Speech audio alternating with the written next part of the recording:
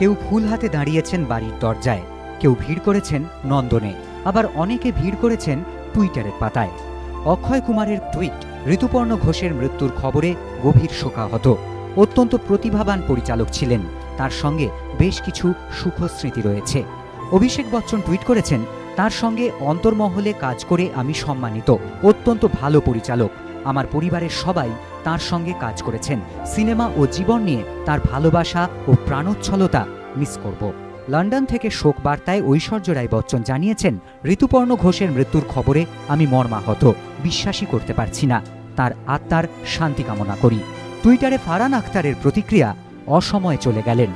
Arjun Rampal tweet করেছেন, একজন ভালো বন্ধুকে হারালাম, ঋতুপর্ণর কাছ থেকে অনেক কিছু শিখেছি।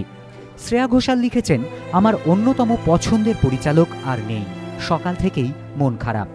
রেইনকোটের হিরো অজয় দেবগন লিখেছেন, ঋতুপর্ণ ঘোষের আকস্মিক প্রয়াণে আমি শোকাহত। রেইনকোট ছবিতে অভিনয় করাটা একটা অনন্য অভিজ্ঞতা। বিপাশা বসু লিখেছেন, তিনি যে আর নেই বিশ্বাসই হচ্ছে না। টুইটারে শোক প্রকাশ করে পরিচালক মধুর ভান্ডারকর লিখেছেন, ঋতুপর্ণ ঘোষের মতো একজন গুণী চলচ্চিত্র পরিচালকের প্রয়াণে আমি বাকরুদ্ধ। আমার সঙ্গে ঋতুপর্ণর দুবার দেখা হয়েছে, তিনি ভীষণই ভালো মনের মানুষ, ওকে খুব মিস করব। অনুপম খেরের টুইট, ঋতুপর্ণ ঘোষের আকস্মিক মৃত্যুতে অত্যন্ত শোকাহত।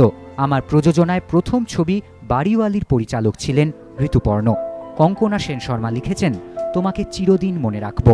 টুইটারে মনোজ বাজপেয়ীর প্রতিক্রিয়া, ঋতুপর্ণ ঘোষ খুব গুণী মানুষ ছিলেন, তার প্রয়াণ দুঃখজনক।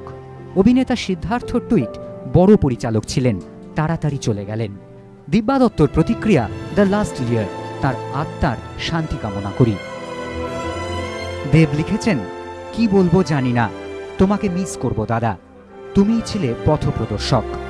ক্রিকেটার মনোজ তিওয়ারি টুইটারে লিখেছেন, ভারতীয় চলচ্চিত্র তার অভাব বোধ করবে। এবিপি আনন্দ।